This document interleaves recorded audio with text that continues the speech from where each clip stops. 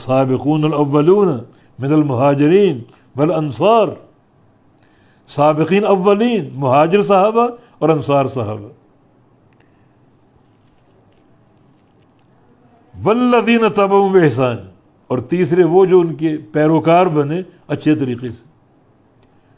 انصار سابقین آئے اور چلے گئے، مہاجر سابقین آئے اور چلے گئے، دور ان کا ختم ہو گیا، ان کے اللہ کی رضا ہے، جنتوں کے وعدے ہیں۔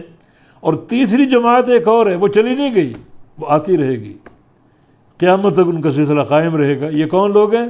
جو سابقین کے منہج کی اتباع کرنے والے اور ان کے نقش قدم پر چلنے والے۔ تو ایک بندہ اگر کسی قوم سے محبت کرے، ان کے منہج کے اور طریقے کی اتباع کرے، تو اسی میں شامل ہو جائے گا، اسی میں شمار ہوگا اس کا۔ اگر سابقین اور صالحین کے منہج کی اتباع ہے تو ان میں شامل ہو جائے گا، اور اگر اہل شر اور اہل ضلالت کے منہج کی پیروی، انہی میں شامل ہو جائیں گے۔ تو آج ہم نے دیکھنا ہے ہم کس جماعت میں شامل ہوں، کس کے پیروکار بنیں۔ یہ صحابہ کی جماعت، سابقین اولین، مہاجرین اور انصار کی جماعت۔